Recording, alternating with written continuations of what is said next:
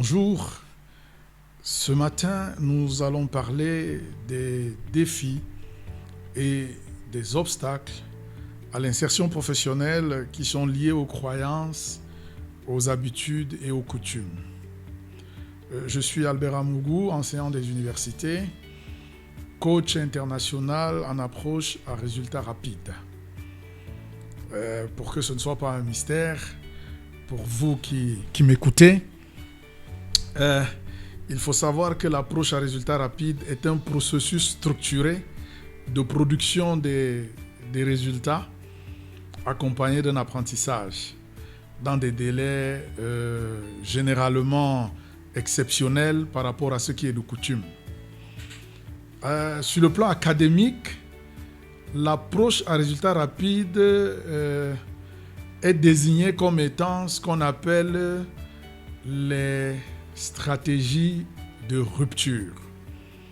Comment faire pour opérer un changement radical dans les résultats voulus et dans les résultats attendus. C'est ça l'approche à résultats rapides.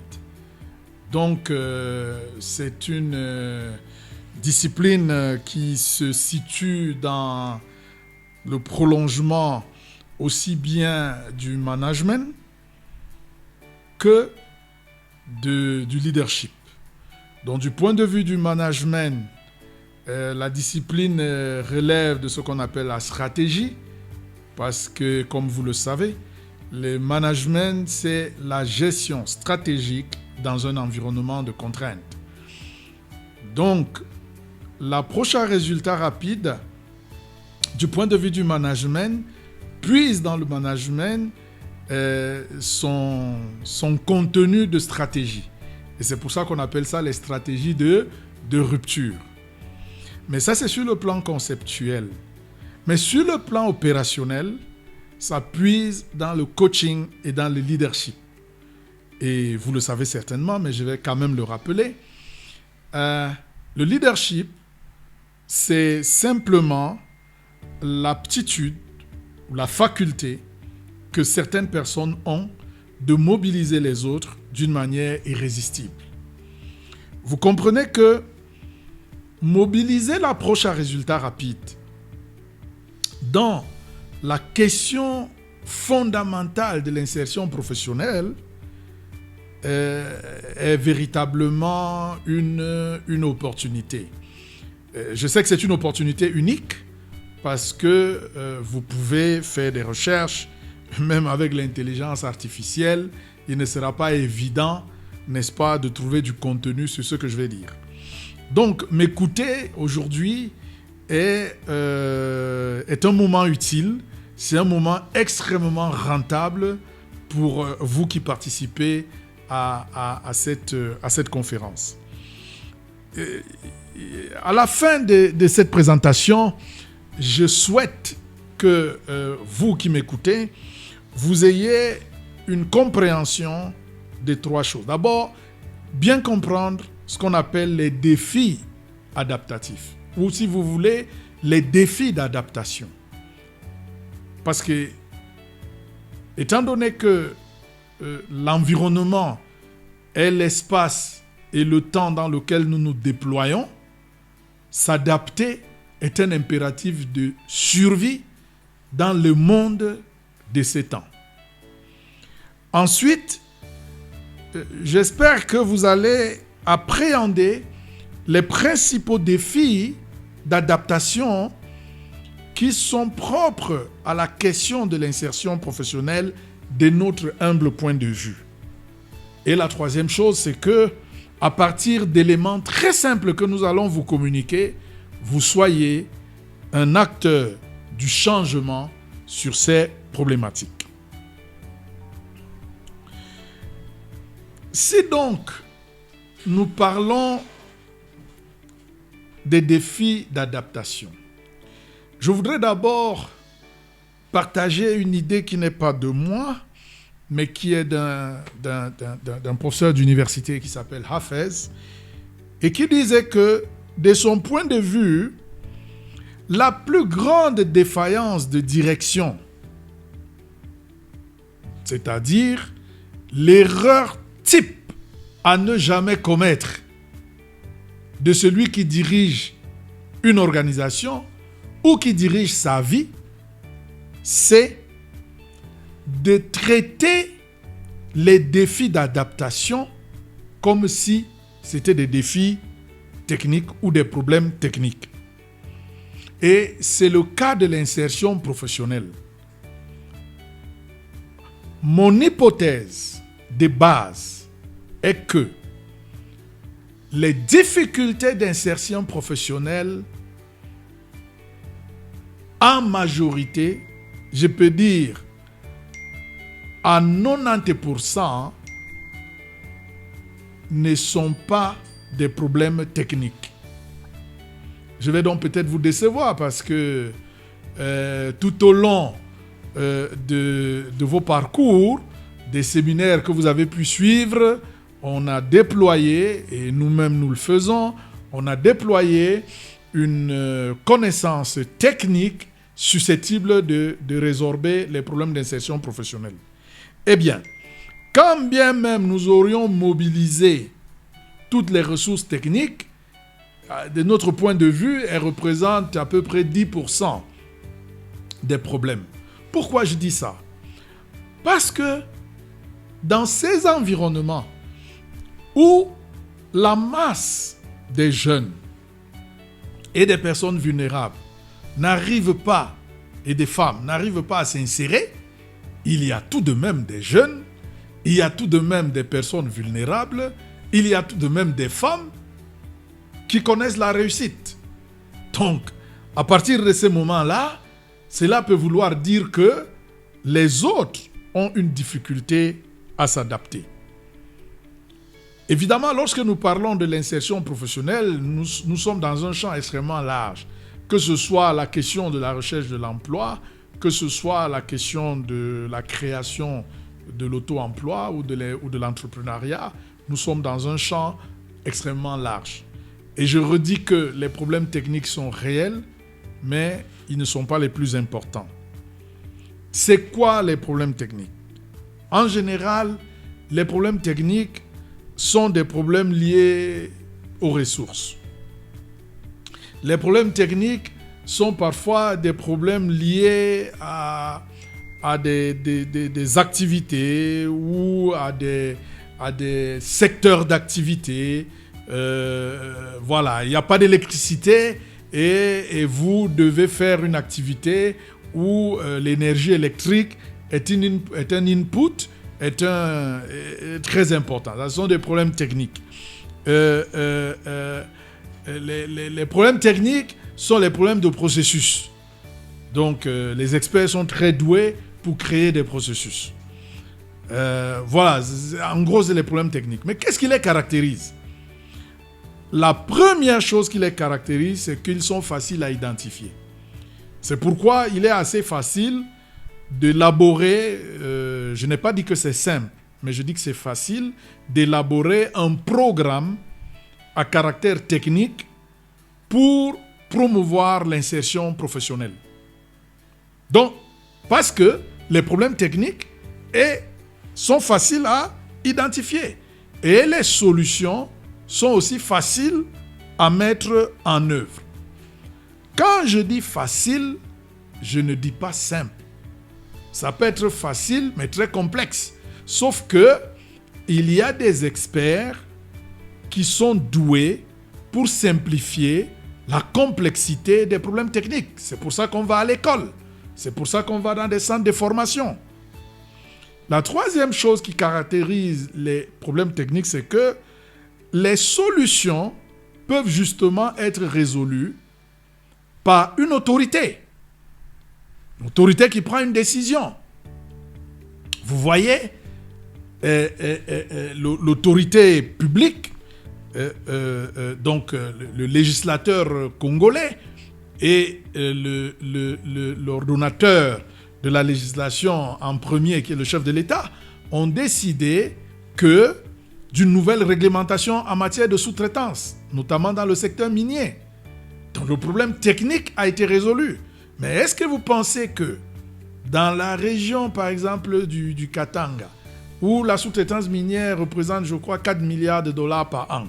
Est-ce que vous croyez qu'il y a 4 milliards de dollars qui passent entre les mains des Congolais chaque année? Non. L'ARSP se bat vraiment jour et nuit, au-delà même de ce qu'on peut attendre d'elle pour que la loi soit appliquée. Ça, ce sont des problèmes adaptatifs. Alors que la question technique a déjà été résolue. Je vais prendre un autre exemple. Dans le secteur minier, je prends les secteurs qui sont très, très, très structurés là, où on a vraiment mis en place des règles, on a techniquement pensé résoudre les problèmes, mais ils ne sont pas résolus. Regardez tout ce qu'il y a dans les domaines de la responsabilité sociétale des entreprises minières. C'est-à-dire qu'elles doivent investir dans les sociales. Mais est-ce que leur présence a réellement transformé les communautés? J'ai circulé quand même un peu partout dans le pays. Je peux vous dire que je n'ai pas un seul exemple de communautés riveraines, de communautés impactées par les mines qui aient été transformées. Je suis vraiment très demandeur qu'on me dise où est cette communauté-là et j'irai la voir. Mais les lois sont là. C'est-à-dire que les problèmes techniques ont été résolus.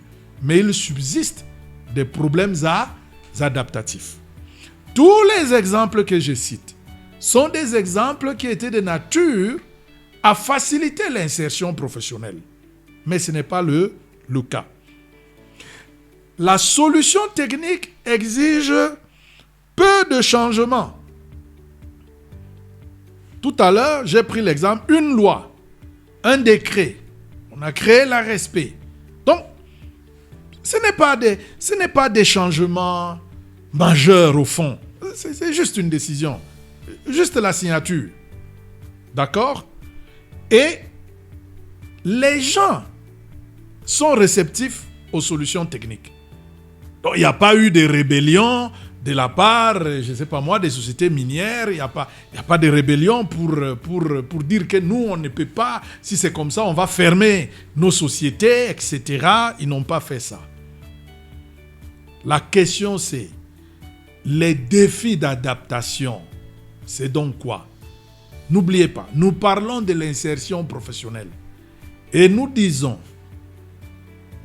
humblement que les solutions techniques, toutes les solutions techniques, vous pouvez penser à n'importe laquelle, toutes les solutions techniques représentent 10% du problème. 90% ce sont des problèmes adaptatifs ou des problèmes d'adaptation. Qu'est-ce qui les caractérise? Numéro 1, ils sont difficiles à identifier, mais ils sont faciles à nier. Par exemple, accepter que c'est ma responsabilité personnelle de trouver une solution à mon problème d'insertion professionnelle. C'est très difficile à accepter. C'est plus facile et plus simple d'accuser l'État, d'accuser les bailleurs de fonds, d'accuser les multinationales, d'accuser l'environnement. Ça, c'est très simple. Donc, c'est facile, très difficile pour moi, qui suis diplômé, qui suis allé à l'école, qui a même distingué.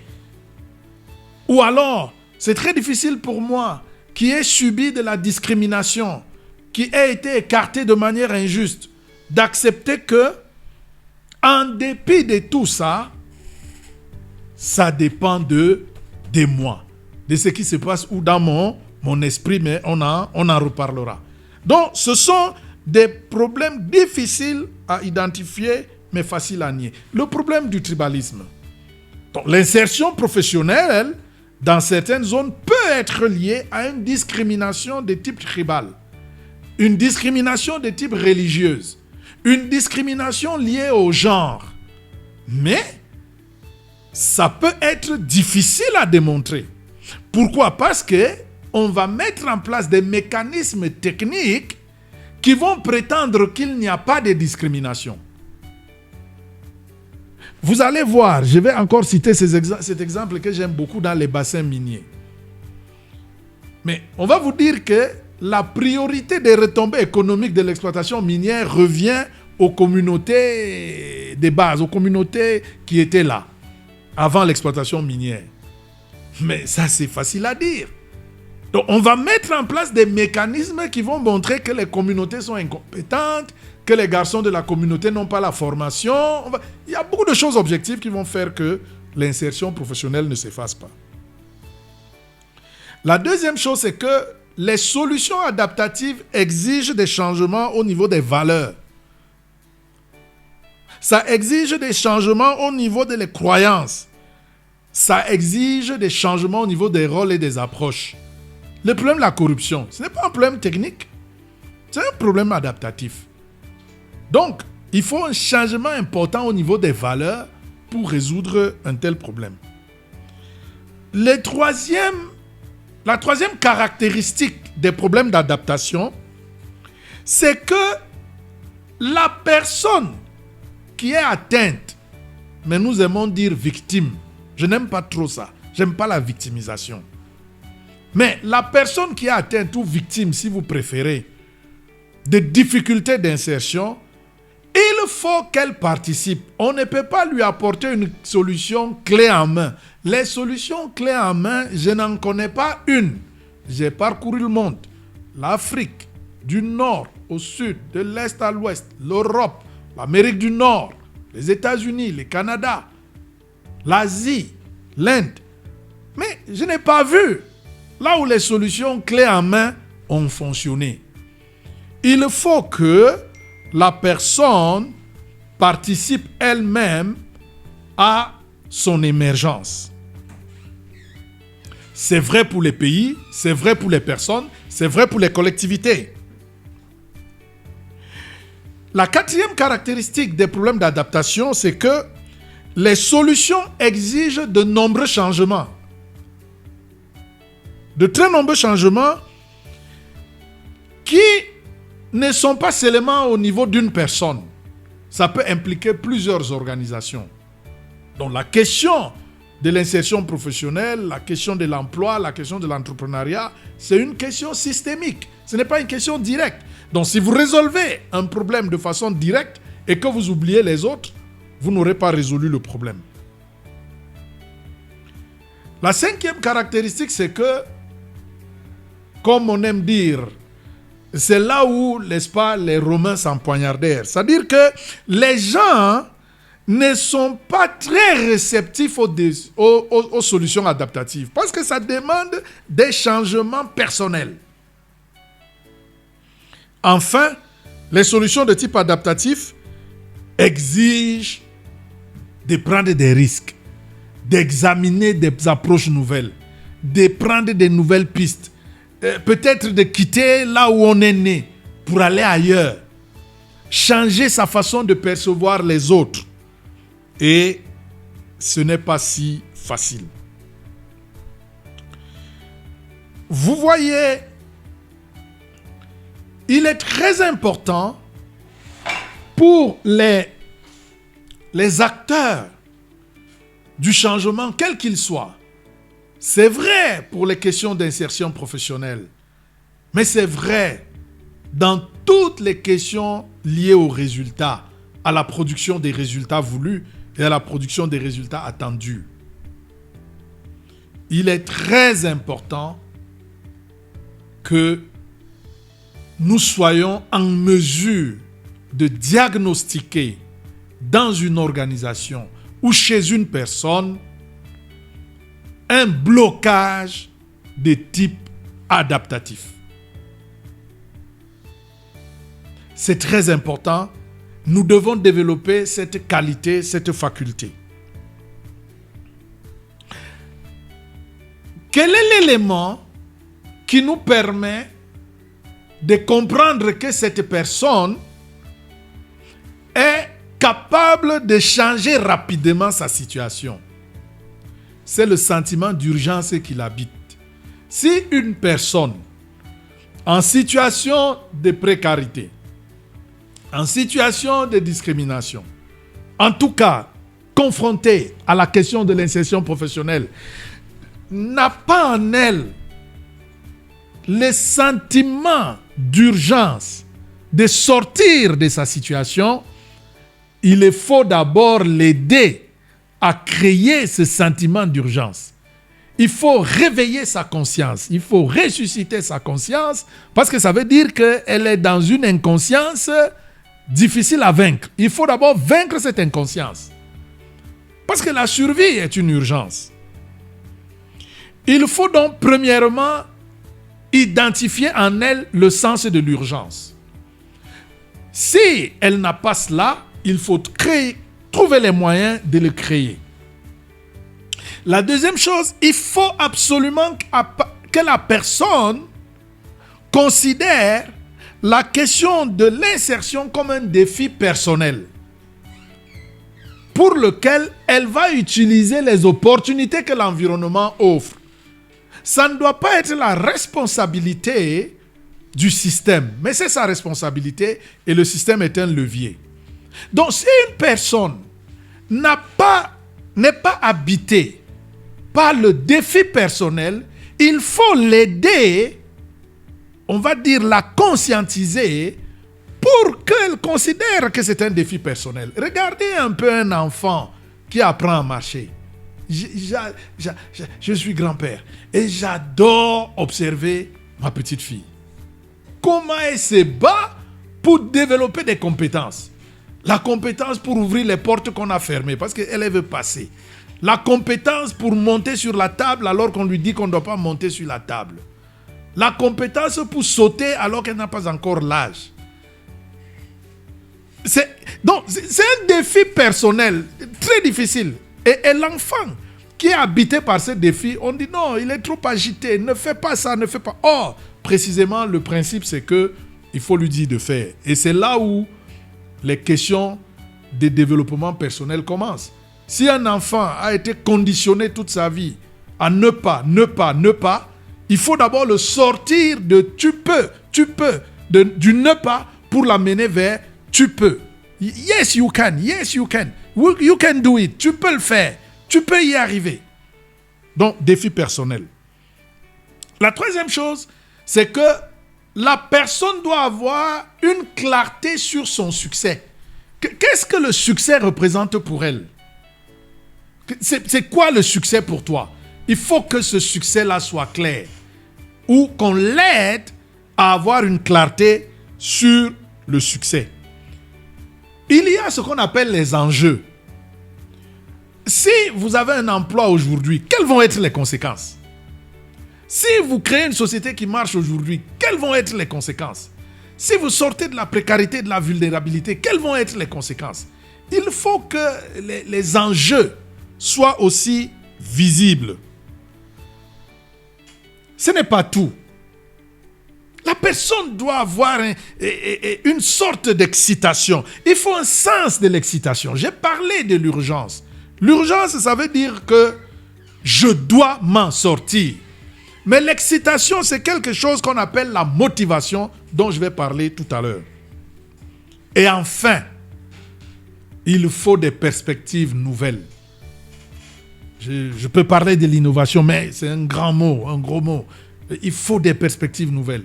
Il faut que la personne ait des yeux pour voir même ce que les gens ne voient pas. Il faut que la personne croie ce qui n'est pas croyable. Il faut que la personne ait ce désir de recevoir ce qu'autour d'elle, les gens pensent impossible. Parce que chacun de nous est unique. Chacun de nous est unique. Et il n'y a personne qui peut venir au monde sans avoir un don quelconque, sans avoir un talent quelconque, où elle est une valeur ajoutée pour les autres. Ça n'existe pas des bons à rien. Ça n'existe pas. Toi, tu es inutile. Toi, tu es vraiment incapable. Ça n'existe pas une personne intrinsèquement incapable. Mais on se trompe sur les dons, on se trompe sur les talents en raison de l'environnement.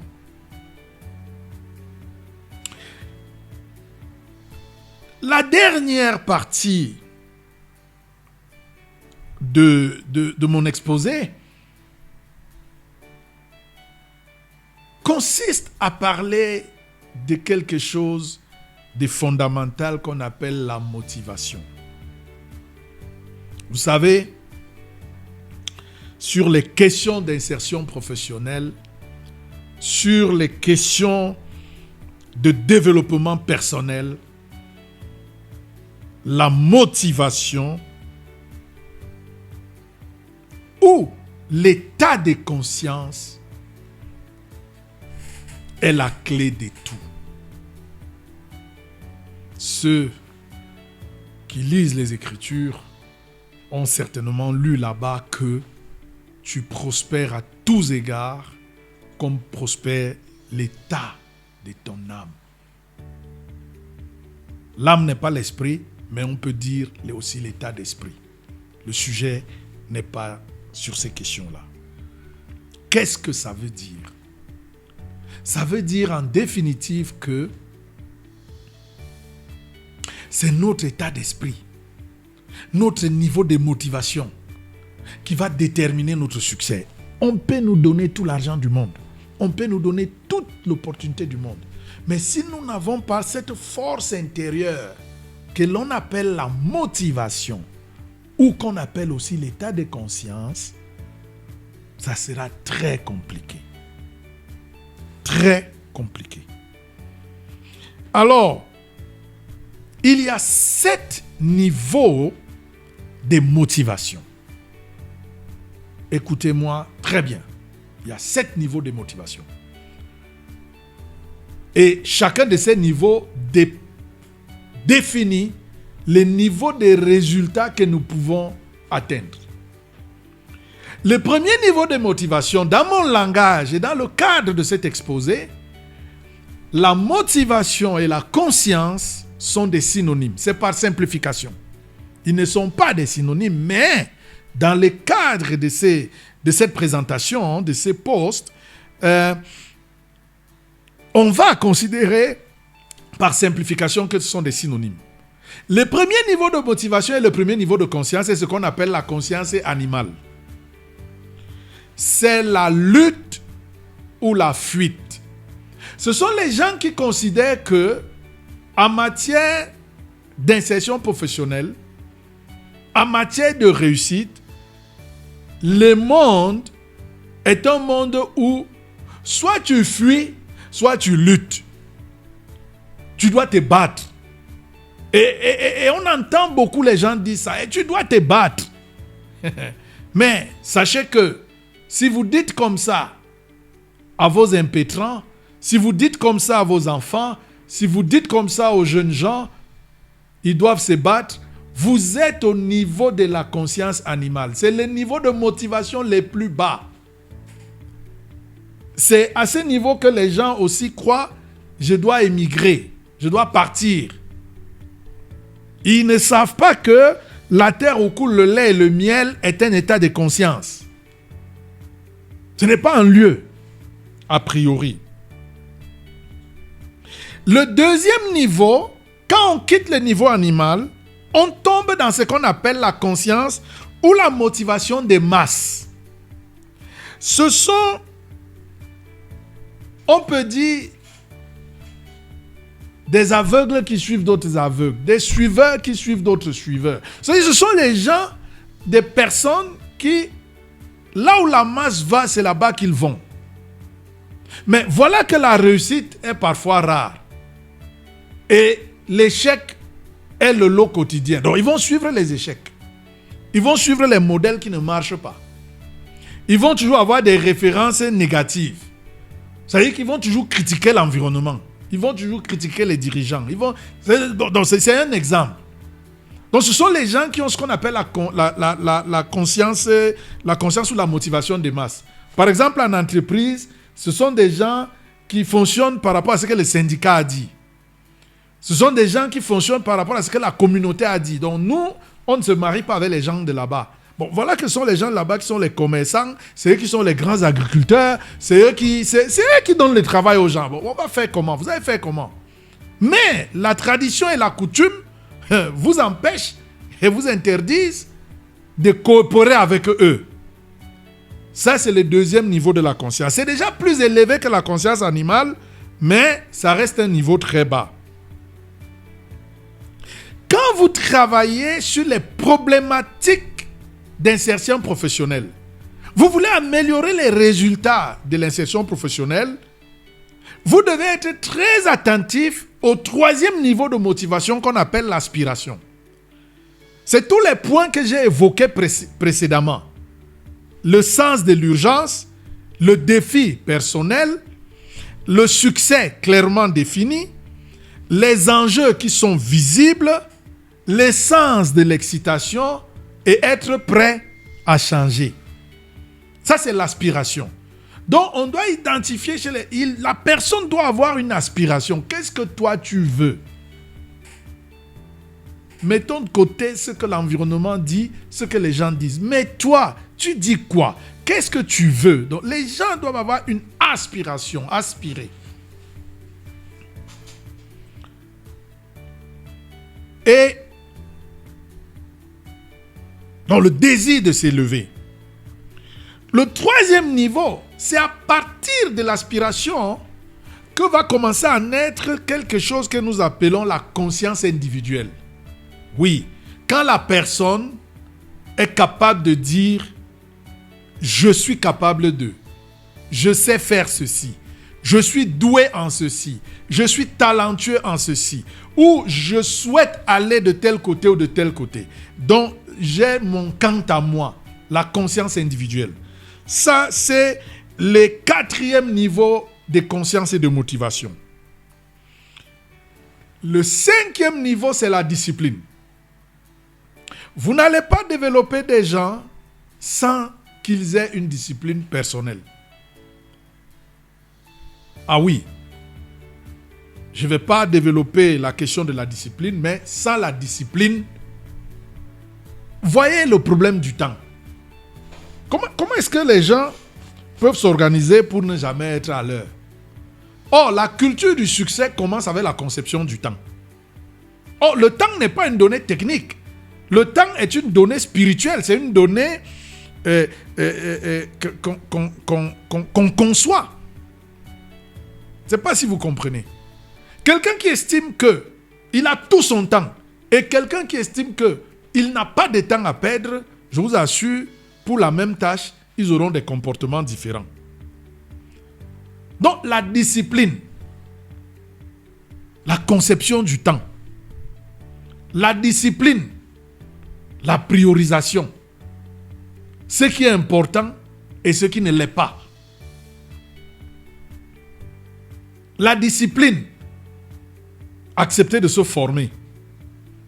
Mais, je le redis, la discipline des disciplines, c'est de donner du temps au temps. Investissez sur le temps. Combien de temps j'ai pour y arriver? Vous savez que la planification, c'est le premier outil de gestion. Et la planification a été inventée il y a près de 4000 ans par un Hébreu qu'on appelle Joseph. Donc c'est le premier outil de gestion. Ça n'a jamais changé. Même s'il faut nettoyer le sol, tu planifies d'abord. On planifie le sommeil, on planifie le réveil. D'une manière consciente ou inconsciente. Tout ça, c'est de la discipline. Donc, quand la personne que vous accompagnez démontre qu'elle a une conscience disciplinée, que vous vérifiez à travers son rapport avec le temps, elle est déjà au 5e niveau de motivation. Ah oui, regardez les sportifs, comment ils sont disciplinés à l'entraînement. C'est incroyable.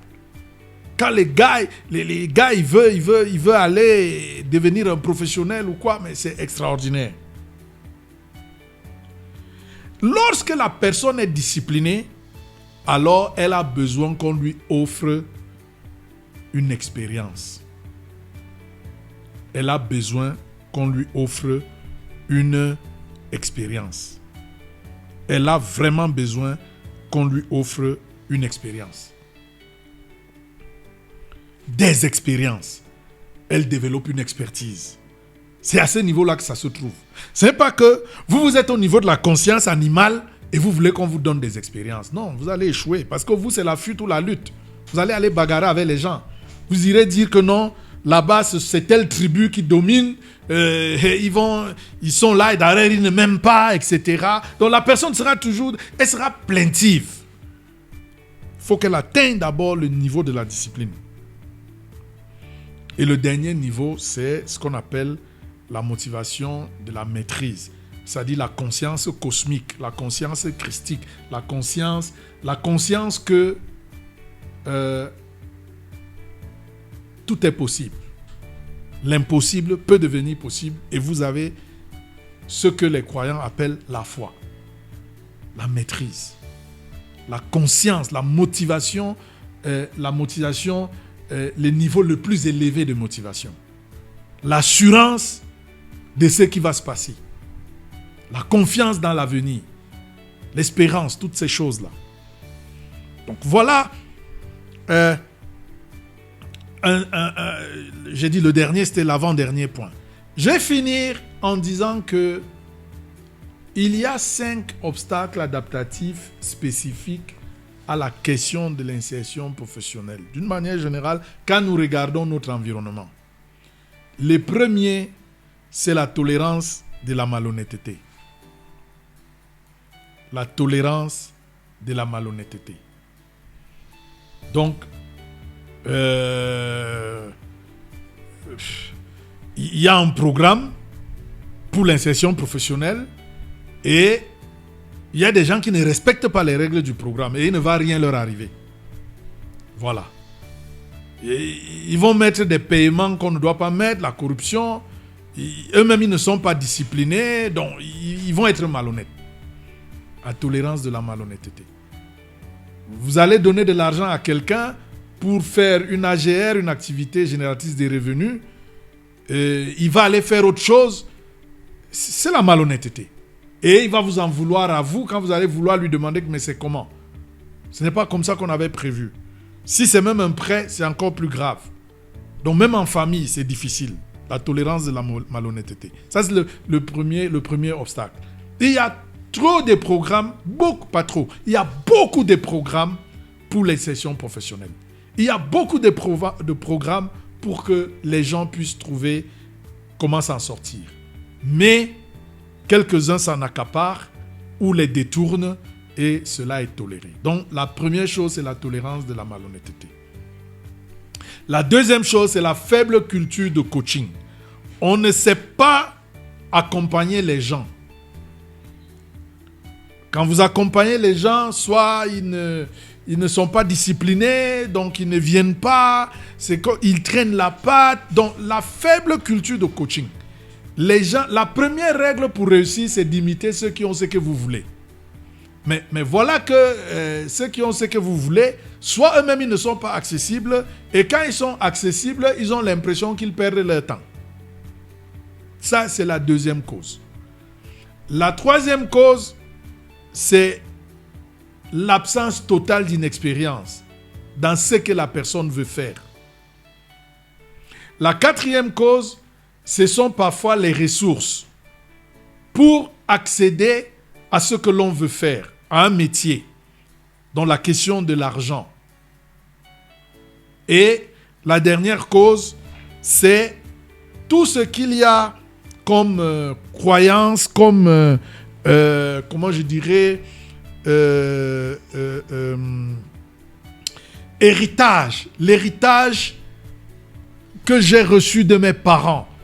L'héritage, quand je dirigeais une école supérieure d'informatique et je disais à mes étudiants, c'était il y a déjà plus d'une quinzaine d'années, et je disais à mes étudiants, vous voyez, vous êtes dans un pays où l'informatique est ce qu'on appelle greenfield, c'est-à-dire que c'est un terrain vert, il n'y a rien.